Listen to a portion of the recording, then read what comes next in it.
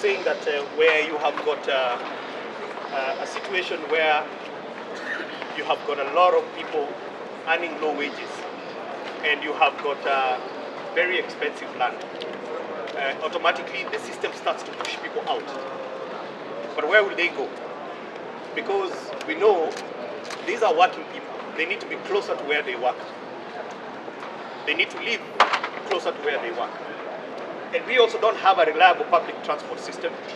So you can't tell people to go live in Mlolongo and Athi River and expect majority of them to come to work. So automatically what happens is that the people tend to occupy space that is closer to where they work. And ladies and gentlemen, that is why we have got so many slums, and they are growing by the day. Because there is one thing that is constant, is that our land is not expanding. You know, our land is not expanding, but our population is expanding. Every year, we have got 800,000 people who are joining the job market. Every year, we have 500,000 people who are moving from rural areas to urban areas in search of good opportunities. So when they come, they find the same constant, and that constant is land. And that land is only becoming more and more expensive. And even as the demand for land continues, it means even the cost continues to go high. So ladies and gentlemen, slums don't come up because people want to live in a place where they pay to use the toilet. No, they happen because you have got people who are earning low wages, and you have got very expensive land. And that is a phenomenon that has been happening over time. And as a PAS that is in charge of eradicating those slums, this is probably one of the most difficult tasks that every day when I confront the challenges that I go through is how do we eradicate these slums? It will have been easy if we'll have been able to say, let's increase the people's incomes so that they can be able to afford the nice apartments in Kilimani. But that is not possible. That is not possible for us to do. So therefore, the do nothing is very dangerous. Do nothing means that the slums will only continue growing, and it doesn't matter at some point. It doesn't matter how high your wall is going to be. There will be a slum outside your own home. So as I said, in 2019 we did a census, and we had over 1,421 slums. That is 2019. So if you've got 500,000 people who are moving to urban areas every year, you have got 800,000 young people joining the job market. Where will they go? And I think these are some of the conversations that we need to understand, that any government, that whether you vote it into power, or even if you didn't vote into power, these are the real issues that they are confronted with. Some of them are decade-long challenges. And this is what we've been facing as a country. And remember, in the yesteryears, if you look at the history of how housing has evolved in Kenya, you have got to go back to the 1920s. Because even in the 1920s, we had a government. We had a colonial government. And the colonial government, believe you or not, had a housing policy. I know most of you will be surprised, but they did have a housing policy. What was the housing policy? The housing policy of the colonial government was what was called containment. They tried to contain the black indigenous people in the Mashambani, in the rural areas. They did not want you to come to the towns. So between 1920s to when we got independence, we only built 15,000 houses in the entire country. 15,000 homes for all those over 30 years. And then come independence, when independence happened, and we had a government. And the government then realized, we've been keeping people out in the Mashambani areas. We need to incentivize them to come to the urban areas so that they can help us in building this new nation. And so the government of post-independence was encouraging people to come to the urban areas. There were a lot of incentives even for developers for you to go and establish. And that is when, if you recall, we had this site and service, Dandoras and all those site and service that came up. We had the creation of National Housing Corporation. We had the housing policy that came up in 1966. So you have got a lot of things that were happening post-independence that focused on issues of housing. But something happened also globally around the same time. We had countries like Korea We had countries like Singapore, which is every politician can be able to quote for you Singapore, especially when they're looking for votes and they're trying to convince you that they are going to convert Kenya into a Singapore. What they don't realize is that Singapore was where we are today. Singapore in the 1960s was a big slum, and they had to make same decisions, some tough decisions that they made then. And 60 years later, after they made those tough decisions, about 95% of all Singaporeans live in their own homes. In their own homes. Singapore and Korea, when you look at their housing policy, they mirror Kenyan policy. When you look at the 1960s, whatever now you call the Asian tigers, at that time our economies were growing at the same rate. In fact, the sizes of our economies were the same. I don't have facts for this, but I am told that in the 1960s, we actually gave a grant. Kenya gave a grant to one of the Asian tigers. A grant. Today we receive grants from the same countries that we gave grants. What did they do? What did we do? They realized that they have got themselves, they have got to invest in themselves. And as a country, we've had several conversations. And one of the biggest conversations we had was during President Kibaki's time. And during President Kibaki's time, you remember Kenyans bequeathed themselves what they call Vision 2030. And they said that by the year 2030, we, the people, we want a high quality of life. That is what the Kenyans told themselves. Around the same time, we went on a referendum and decided that we, the people, we needed a new constitution. In the constitution, we put in what we call unqualifiable rights that are contained in Article 43 of the Constitution. And we, the people, bequeathed ourselves non-negotiable rights. And one of them is a right to adequate housing. In fact, the word the Constitution uses is adequate housing. And ladies and gentlemen, let me tell you, adequate housing is not defined anywhere else. It's actually defined under the UN Charter and the UN Habitats. There is a paper which is called adequate housing. So what is adequate housing? And this is the direct answer to that fellow who said, Nani hana kwao. Because it is true that majority of the people, when the day breaks, they're going to go somewhere. But where they go to, does that qualify to be adequate housing? Where you pay to use a toilet is that dignity. And that toilet you're paying to use with 200 other families. You know, something strange happened.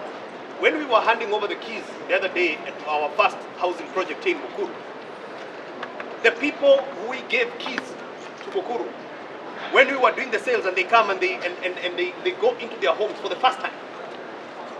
If you go to TikTok, majority of the content, they took the content inside a toilet. Can you believe that? Inside a toilet. The thing that you take for granted because you have got 4 or 5 of them in your own house. Every bedroom is en suite. You have even another one for guests, cloakroom. You know, the people in the slums, they pay to use the toilet. And so, that is the responsibility then that was put on our shoulders by the Kenyans, that we have got to fix that. And so, ladies and gentlemen, that's why we came up with this agenda for housing. But then Kenyans asked a question, and I believe they deserve an answer. The question was, do we need to do housing now? The economy was not doing very well, cost of living was very high, and the unemployment was very, very, very high. And the question was, why do housing now? And I think you deserve an answer to that. Now, as I mentioned to you, that housing, if done at scale, because of the long supply chain, for once I want you to forget that a house is 4 walls and a roof. Just forget about the 4 walls and a roof. And I want us to deconstruct a house into the various components.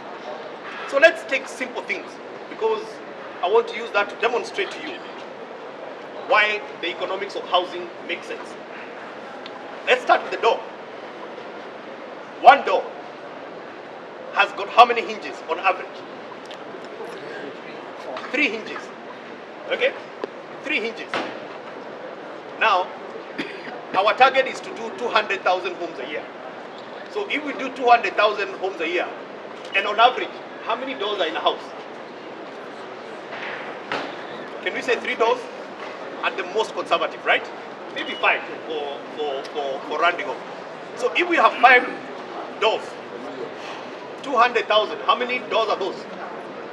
That's 1 million doors. Engineer Akech, I don't know how to say it. They're struggling with maths. It's 1 million, right? Yeah, for 5 doors. So if we have 1 million doors, and each door has got 3 hinges, so how many hinges do we have? 3 million. 3 million, I can see now you're catching up. Okay, so we have 3 million hinges. Ladies and gentlemen, do you know in this country we import hinges? That simple thing that you see, that small thing, we import it. So today, by scaling the housing agenda, hinges can become an industry. And hinges, they don't start in the factory. Where do they start? Steel, isn't it? You still need to go and use steel. So that is just a door. So a door has got locks. So each door has got at least 1 lock. So if you have 1 million doors, how many locks are those? 1 million locks. Okay? So if we established industries here, because we are fixing a systemic failure in our housing market by providing dignity to the people, and the people themselves bequeath themselves unqualifiable rights, we are also fixing something else. We are creating industries that create jobs and create enterprise and provide money. That is the real essence of the economics of housing. So let's go to sockets. How many sockets are there in a house on average? Kuna ile ya charger na kuna ya stima. You know, maybe almost 10 sockets. There or thereabout, yes? Okay. I think there's only 1 or 2 companies in Kenya that are manufacturing sockets. Majority of the sockets are coming from outside. Why should we import sockets? But one of the things that happened in the past is because there was no scale. There is no scale. Almost everything became a designer product. So if you want a socket, and remember, we also have acquired bad manners in the construction sector. So, what is the size of a window in Kenya? We didn't have a standard window. The size of the window is the space that you have left after you finish construction. So that means every window is different from another, right? And that means you cannot be able to build windows at scale. Under this program, we have standardized all those things. So we have a standard window. So today, if you make windows, you can actually make windows en masse knowing that there is a market. You can have a standard affordable housing. So those are the economics of housing. You know? So we tested the theory.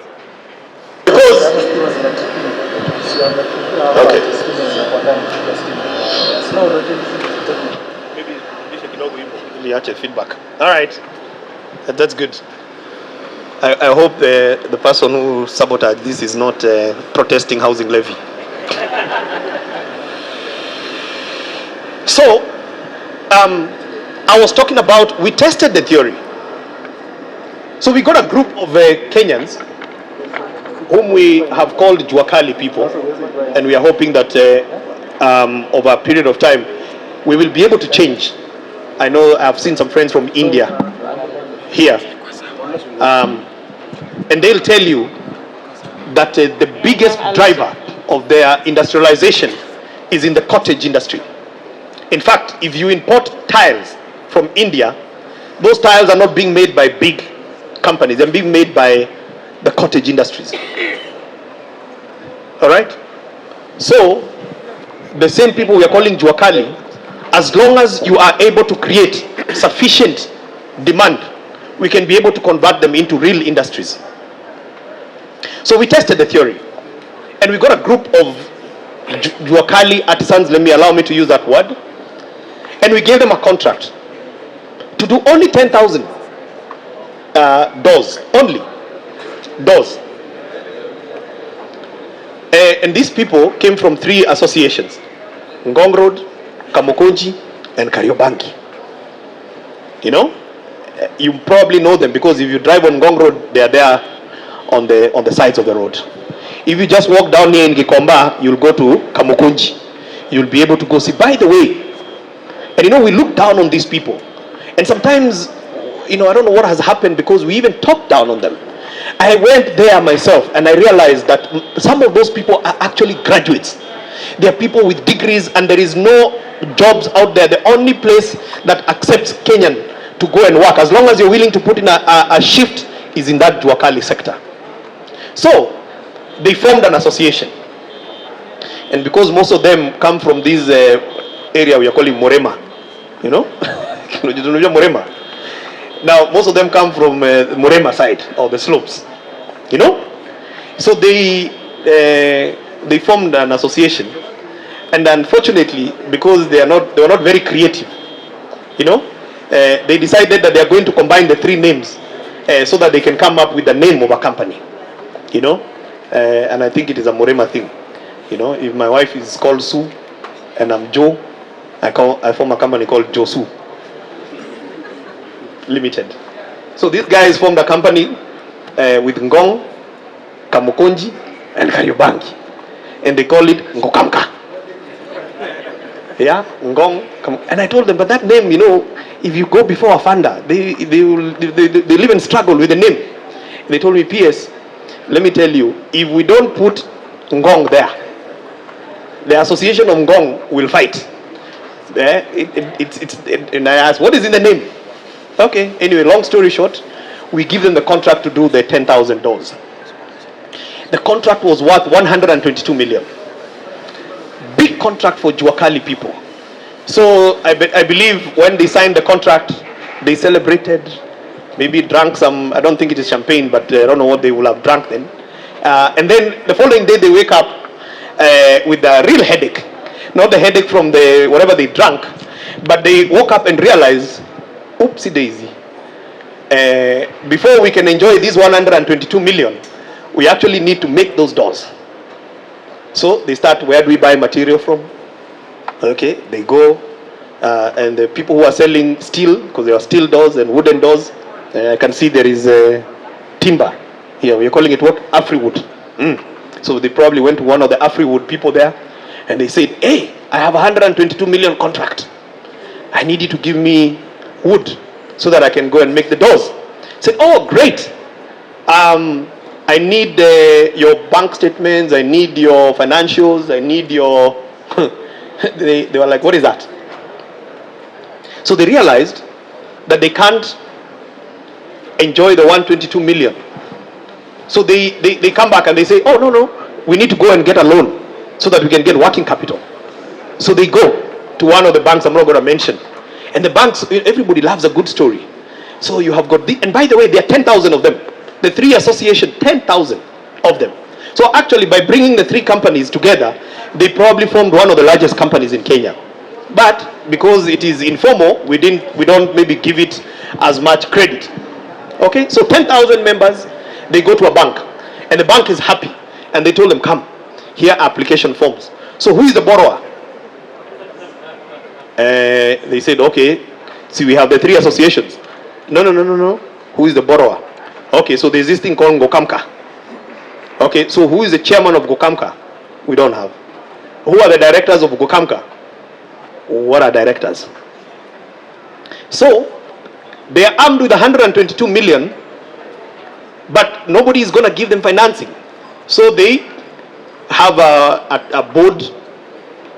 They even started wearing suits, zingine mrefu, but nevertheless they wore suits. And now they started speaking corporate language.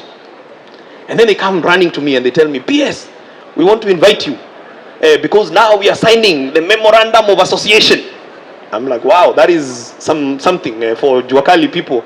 So I went for a ceremony to sign this. And then they walk in, the three officials. So every association, Ngong, Kamukunji, and Kariobangi, each had a director. They needed to be represented. They had a CEO, and one amongst them was a chairman.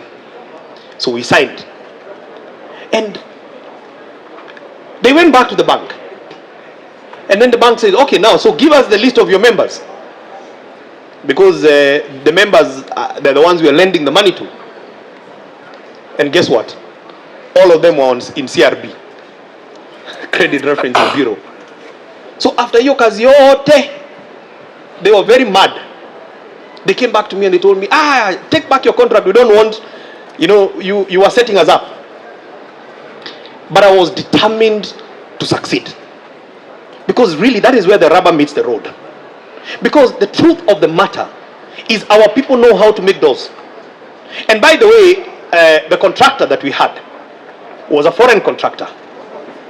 And it would have been easy for them to bring in doors from where they came from.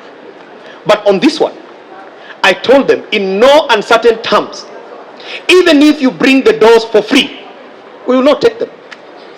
Because there is another agenda. Besides affordable, we are also investing in ourselves. We want to grow industries. How do you grow industries if we are going to import something like a door that our people know and how to make? And by the way, even where they make the doors, because as you go to Ngong Road, you'll see them displayed there, isn't it? You'll see doors there. So even where they are selling doors, between them and the market, they have got about 3, 4, 5 people, brokers, each one of them making more money than the person who made the door. That is the reality. So, long story short, I go to this contractor. I tell the contractor, my friend, I gave you an advance to start the mjengo, to start the construction. I want you to extend the same advance to these good people so that they can make the doors. No. But you know me, I gave you a guarantee against the money that you gave us. And I told them, I will be their guarantor. They will deliver, okay? And they did. They delivered the doors. And they are beautiful doors. And by the way, before the doors were accepted, because remember, if you're a homeowner, and as patriotic as you are, and as beautiful as this story of Ngokamka is, when you go to your house and you find your door is warped, are you going to say, anyway, I understand, because I'm also helping to build the Juakali sector? You're not going to say that. As a homeowner, you want a good door, isn't it? So when they made doors, and they brought them, many of them were rejected, because they were not up to quality. So I also want to say that affordable housing is not synonymous to poor quality. It is good quality. So they delivered the doors, they got paid the money, and then, lo and behold, they've joined now formal market. Remember, this other side, they get paid cash, maybe M-Pesa, But when you get paid through a bank account, there is somebody else who's on the other end, waiting and looking at money is coming in. Do you know who that is? Yeah? Who is that? KRA. KRA was waiting and saying, millions come in, and then one day they get a letter. They're like, we've seen you've been receiving a lot of millions. We're just asking for a small portion, which is ours. Where is it? Then they come running to me again. And they said, hey, PS, you didn't tell us about KRA. I said, my friend, where do you think the money to pay for those doors comes from? It comes from the taxes. So you need to pay your fair share.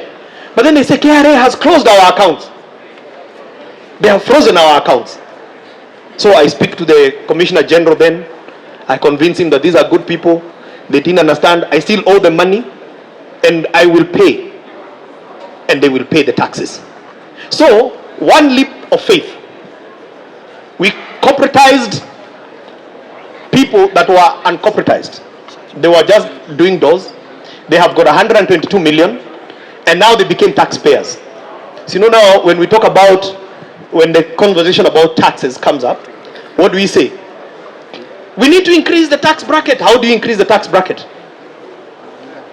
Sometimes it's by creating opportunities, and those opportunities make sure as they deliver, they join the tax bracket.